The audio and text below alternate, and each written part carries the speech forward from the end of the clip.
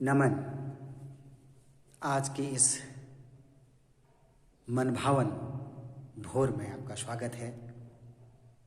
आशा करता हूँ आप सभी लोग कुशल मंगल होंगे। इस यात्रा की जो हमारी एक अगली श्रृंखला है, उस श्रृंखला में आज हम आपको लिए चलते हैं, जिसमें आज हम अध्ययन करेंगे प्रेजेंट परफेक्ट टेंस का, वर्तमान पूर्ण काल, जिसमें कोई भी कार्य अपने पूर्ण होने की सूचना देता है। इसमें कार्य पूर्ण हो जाता है। इसमें ना तो कार्य निरंतरता में रहता है, न वह अनिश्चितता में रहता है, बल्कि वह अपने शब्दों के द्वारा आपको यह आभास कराता है कि देखिए, मैं परिपूर्ण हूँ, मैं आज पूर्ण हूँ। कार्य आपको बताता है कि मैं पूर्ण हो चुका हूँ। बहुत सुंदर तरीके से आपको इसको समझना है और अभ्यास माला को जपते रहना है। आइए बिना समय व्यर्थ किए हम इस टेंस, प्रेजेंट परफेक्ट टेंस का विधिवत अध्ययन करते हैं। देखिए, प्रेजेंट परफेक्ट टेंस, इसकी जो पहचान होती है ना, बहुत आसान है। आपने इस पे कोई ज़्यादा सोचने की आपको आवश्यकता नहीं है। इसके जो वाक्य होंगे या यह जो काल होगा, इसके अंत में जो होगा, आपको वह यह आभास कराएगा कि कार्य पूर्ण हो चुका है। जैसे इसको एक बार ध्यान से देखिएगा, चुका है, चुकी है,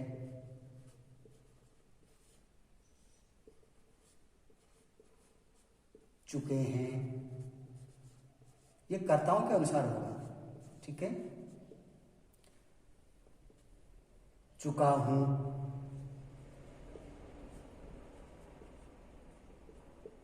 चुकी हूं, अगर बालिका है। गया हूं, अब मैं बहुत अति सरल भाषा में लिख रहा हूं। गया हूं, गया है, कुछ भी हो सकता है। हाँ, कर्ता के अनुसार आपने इसको देखना है। लिया है, आगे मैं छोड़ देता हूं, उसको आपको समझ लेना है। जिन काल के, जिस काल के वाक्यों के अंत में चुका है, चुकी है, चुके हैं, चुका हूं, चुकी हूं, चुके हो, गया है, गई है, गए हैं, लिया है, लिए हैं आदि शब्द आते हैं, तो वह किसकी पहचान होती है? प्रेजेंट परफेक्ट टेंस की, वर्तमान पूर्ण काल। आप इसमें देख रहे होंगे, जो कार्य है वह पूर्ण हो गया है। सुनिएगा जरा सा, मैंने पुस्तक पढ़ ली है, वह घर पहुंच चुका है, मोहन गृह कार्य कर चुका है, मां भोजन बना चुकी है, हमने खा लिया है। ठीक है। अंत में क्या हो रहा है कि जो कार्य है वह पूर्णता को प्राप्त हो चुका है। The work is done by the doers और द सब्जेक्ट। यहां पर कर्ता के द्वारा जो कार्य है वह विधिवत पूर्ण हो चुका है। मुझे उम्मीद है, मुझे आशा है, मैं निराश नहीं हूं कि आपको यह समझ में ना आया हो। एक बार पुनः सुन लीजिए। जिन वाक्यों के अंत में चुका है, चुकी है, चुके हैं, चुके हो, चुकी हूं, चुका हूं, गया है, गई है, गए हैं, लिया है, लिए हैं आदि शब्द आते हैं, उन शब्दों को मान करके हम यह अनुमान लगा लेंगे कि यह टेंस कौन सा है? प्रेजेंट परफेक्ट टेंस का। अब यहां पर हम बात कर लेते हैं जो हमारे कर्ता है। जो हमारे कर्ता है ना, कर्ता आपको मालूम है, I, you, we, they, plural, he, she, it, name. यहां पर एक थोड़ा सा अंतर है दोनों में। हम पहले ले लेते हैं बिना समय व्यर्थ करे, ही, शी, इट, नेम, और आप बताइए अगला सिंगुलर। ये आपको दिखाई नहीं दे रहा होगा, मुझे ऐसा लग रहा है। इसको एक बार मैं इरेज कर देता हूँ, इसको एक बार इरेज कर देता हूँ, दोबारा से लिखता हूँ ताकि आपको कठिनाई ना। देखिए क्या है, ही, शी, इट, नेम और सिंगुलर। ठीक है, इनके साथ आपने क्या लगा देना है, बहुत सरल है, हैश। कुछ लोग हैज बोलते हैं, आप उसको हैश भी कह सकते हैं। और हैश के साथ आपने क्या लाना है, वो आपकी थर्ड फॉर्म। आज से आपकी थर्ड फॉर्म शुरू हो गई है। ठीक है, उसके बाद जो बाकी बचे, बाकी कौन से बचे बताइए, आई, यू, वी, दे और प्लूरल। प्लूरल, ठीक है। इनके साथ आप क्या लाइएगा, आप लाएंगे have, HAV, have plus third form of verb. यहां तक मुझे लग रहा है आपको कोई परेशानी नहीं हुई होगी। क्या कर्ता कौन कौन से हैं, he, she, it, name, singular के साथ आप क्या लगाइएगा, has. I, you, we, they, plural के साथ आप क्या लगाइएगा, हैव। और दोनों में ही आपको क्या लाना है, वो आपकी थर्ड फॉर्म लगाना है। यहां तक कोई परेशानी नहीं। एक बार पुनः सुन लीजिएगा, बहुत सरल है, बहुत सहज है, बहुत आसान है। ही के साथ, हिस्सी के साथ, इट, नेम, सिंगुलर। अगर ये कर्ता का बोध कराते हैं तो आपने बिना समय गंवाए इनके सीधे साथ में लिंक के वर्ब के जो होगी वो होगी हैश होगी और प्लस वर्ब के थर्ड फॉर्म होगी। आई, यू, वी, दे, प्लूरल, इसके साथ आप हैव का प्रयोग करेंगे और वो आपके थर्ड फॉर्म का प्रयोग करेंगे। एक बार पुनः सुन लीजिएगा, प्रेजेंट परफेक्ट टेंस के वाक्यों के अंत में चुका है, चुकी है, चुके हैं, चुका हूं, चुकी हूं, चुके हो, गया है, गए हैं, लिया है, लिए हैं आदि शब्द आते हैं। जब कर्ता he, she, it, name, singular हो तो उनके साथ हैश का प्रयोग किया जाता है और वो आपकी थर्ड फॉर्म का प्रयोग किया जाता है। जब कर्ता आई, यू, वी, दे, प्लूरल हो तो उनके साथ हैव का प्रयोग किया जाता है और वो आपकी थर्ड फॉर्म का प्रयोग किया जाता है। बहुत बढ़िया, सुंदर, सर्वोत्तम तरीके से मुझे आभास हो रहा है कि आप समझ रहे हैं और समझना ही होगा। अब मैं आपको इनके जो फॉर्मूलाज होते हैं उन पर आपको लेके चलता हूं, आप मेरे साथ चलिएगा और कोशिश कीजिएगा कि आप सीख सकें और बेहतर तरीके से। देखिए, यहाँ पर हम जब पॉजिटिव बनाएंगे, सकारात्मक बनाएंगे तो हम क्या लिखेंगे, पहले सब्जेक्ट, ठीक है। उसके साथ मैं यहाँ पर एक एच लिख रहा हूँ और इसके यहाँ पर मैं बना दे रहा हूँ स्टार। देखिए, H star plus V3 plus O। अब इसको मैं डिटेल करूंगा। नेगेटिव में आप क्या करेंगे, H प्लस H स्टार, ये आपके समझने के लिए है, plus not plus V3 plus O, full stop दोनों जगह पूर्ण विराम आएगा। इंटरोगेटिव में आप क्या कीजिएगा, H स्टार को पहले ले आएगा, H स्टार प्लस आप सब्जेक्ट लेके आइए, प्लस V3 लाइए और प्लस O लाइए। और याद रखिएगा, व्याकरण में आप कहीं भी कोई मिस्टेक ना करें, कोई गलती ना करें। अब प्रश्नवाचक नकारात्मक आपने फिर वही करना है, H स्टार, इसी के साथ प्लस आप नॉट लगा दीजिए, प्लस आप लाइए subject plus V3 plus O and question mark you have to put forever all the time। अब एक बार आप ध्यान दीजिएगा जरा सा, जब कर्ता he she it name singular I you we they plural हो, तो जो सूत्र लगेगा वो सूत्र लगेगा subject plus H star plus V3 plus O। Negative में subject plus H star plus not plus V3 plus O। Interrogative में H star plus subject plus V3 plus O। And interrogative negative और negative interrogative में H star plus not plus subject plus V3 plus O। अब यहाँ पर आपको जो समझने वाली बात है, जो एच स्टार है ये आप इसको समझ लेना है आपने, या तो ये हैस है और ये क्या है, हैव। बस या तो ये हैस है या ये हैव है। अगर आप इसको समझ गई तो आपका फॉर्मूला तैयार है, कोई परेशानी नहीं है, कहीं भी आपको कठिनाई होने वाली नहीं है। कल तक आपने क्या किया था, वर्ब की फर्स्ट फॉर्म ली थी, फिर जेरेंड लिया था, आईएनजी फॉर्म ली थी। आज हमने वर्ब के थर्ड फॉर्म, जो वर्ब की फॉर्म्स होती है वो 5 होती है, वो हम आपको समय के अनुसार जब भी इसकी मांग होगी हम आपको उसको कराते हुए जाएंगे। यहाँ पर यदि आपकी समझ में नहीं आया तो एक बार पुनः सुन लीजिएगा। यदि कर्ता he she it name singular हो तो इस एच स्टार का मतलब हो जाएगा हैस। आप इनके साथ क्या लगाओगे, हैस, इनके साथ ये मैं लाइन दे दी, ठीक है। एच स्टार का मतलब है हैस, और ये जो अगले हैं आई यू वी दे प्लूरल, इनके एच स्टार का मतलब है हैव।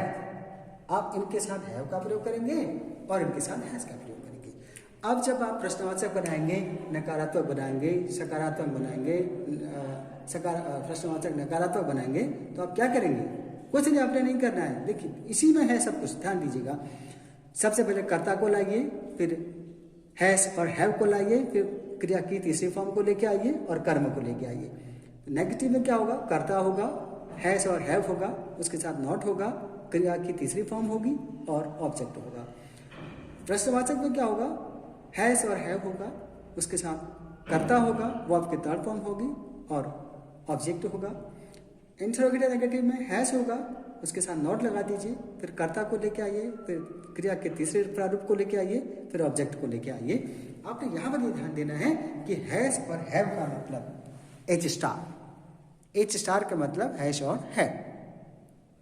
अब एक वाक्य हम लेते हैं, उस वाक्य को बनाने की कोशिश करते हैं, और मुझे पूरा भरोसा है कि यदि आप थोड़ा सा प्रयास करेंगे तो हम इस कार्य को बहुत ही बेहतरीन तरीके से सीख सकते हैं, कर सकते हैं, और अपना जो हमारा लक्ष्य है उस लक्ष्य के थोड़ा सा पास और पहुंच जाएंगे, यदि आप चाहें तो।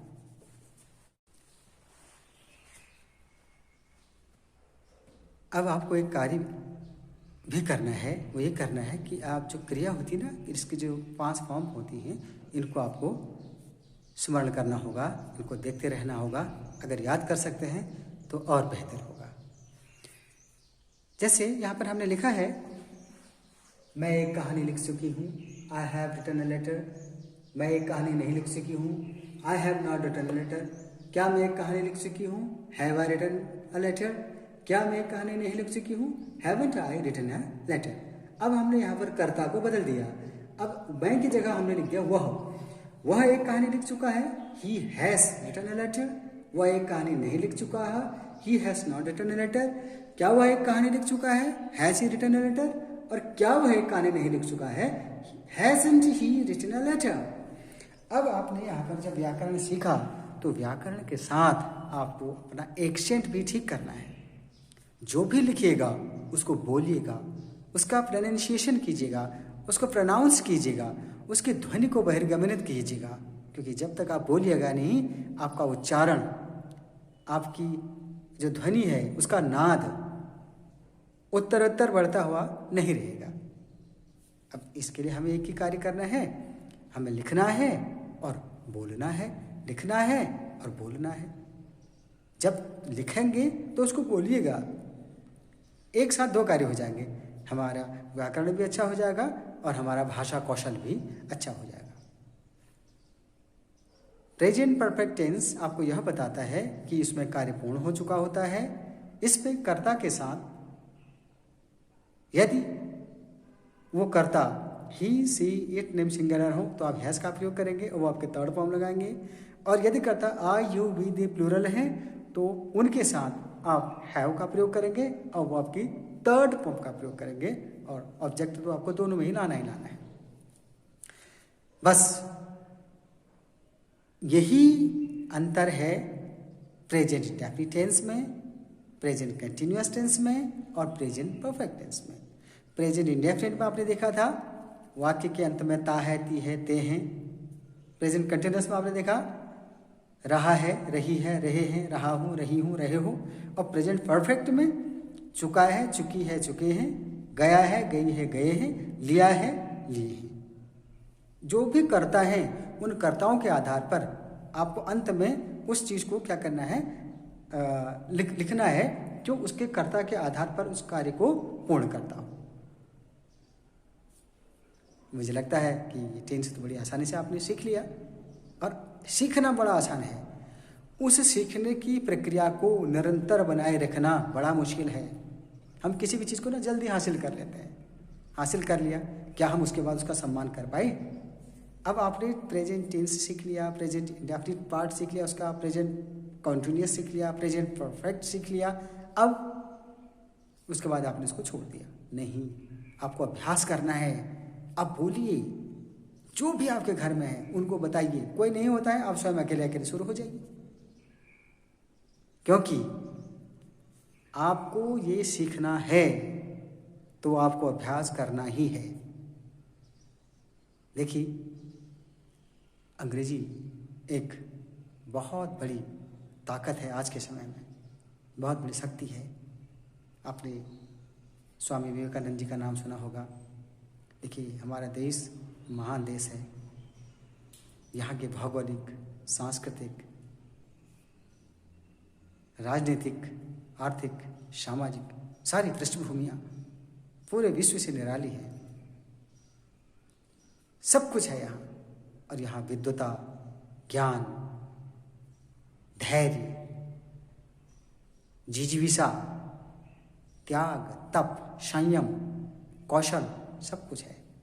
स्वामी विवेकानंद जब अमेरिका गए थे, आज से 100 साल, 125 साल पहले गए थे, वहाँ उन्होंने केवल 2 शब्द बोले थे।